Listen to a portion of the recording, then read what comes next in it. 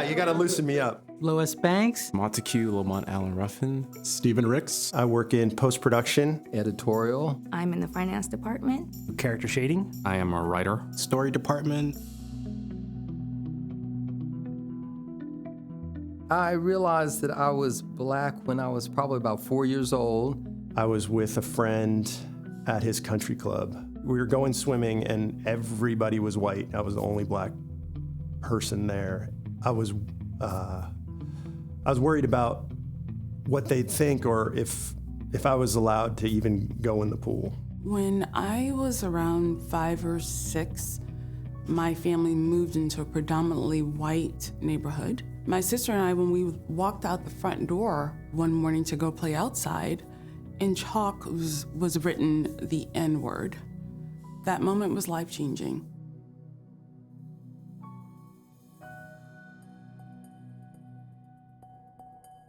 I view it as an asset because with Blackness comes a rich culture, a rich history, and you get to express that, share that with other people. I think it's an asset in that we're survivors and we're trailblazers because we can only go so far back that I think it's important that we know how to go forward.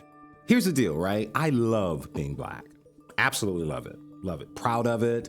Love black people. Everything about it. I love music, food, culture, the energy. Yeah, there's an energy to being black.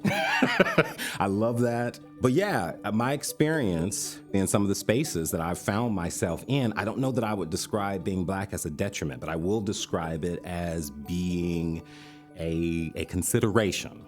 If the world doesn't chew you up and you can navigate it, dealing with all the challenges of being black, then you're pretty much ready for anything. If this were the Serengeti, I feel like being black makes you a lion.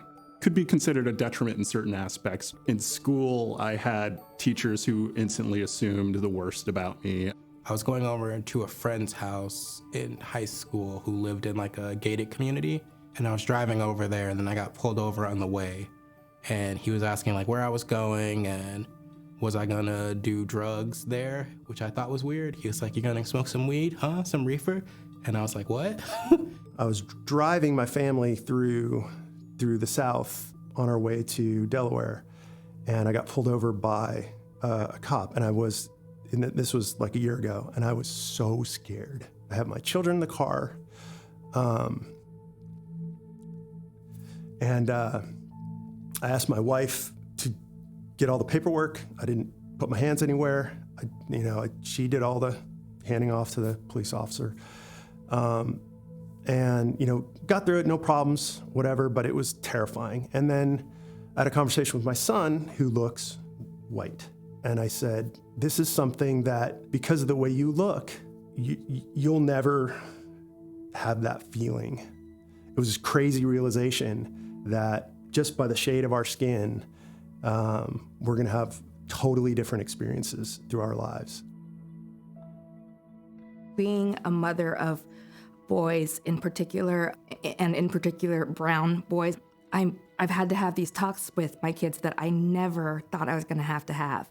My mom used to always tell my brother and I, some can, some can't. I have this distinct memory of my mother in a store saying, never put your hands in your pockets because someone could think you're stealing or something like that. And I actually weirdly still kind of do that today. I am very open with my son on what he can expect and what it means to be black. My mom calls me in tears every time she sees in the news, an unarmed black person was shot by the police. My parents did their best to prepare me for the world at large. I have the unique experience, and my father was a police officer, so he taught me basically how to interact with police.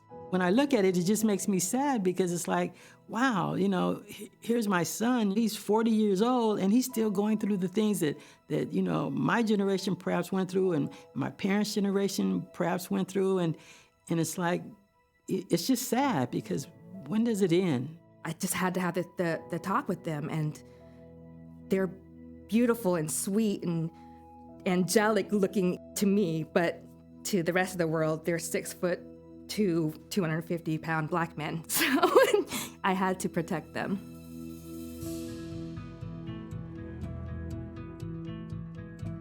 blackness is not defined by the way you dress or the music you listen to, or even the way you speak English. The talking white thing, oh my God. And I actually tried to talk more black for a while. So embarrassing. I always say that when I write my characters, they're not meant to represent all black people. They are meant to represent a person who happens to be black. I don't think people should be put into a box because they want to enjoy other things. They want to enjoy other cultures, eating all types of different foods. And regardless of what you enjoy, you're still black, you know, and you're not going to get away from that. I would always like read comics as a kid, like a lot of Japanese comics, and watch cartoons. And I played paintball, which I was like the only black kid who did that. There's no real consensus of what it means. We are who we are. I'm a person who loves classical music. I love rock music. I love soulful music. I love to travel. I don't like to camp. There is no one definition for blackness. You know, like my way of being black is different from anybody else's. Being black is a journey. It's still a journey for me. I'm hoping there's somebody out there who's had it nailed since birth, but I don't know. Maybe I can learn something from them while I'm listening.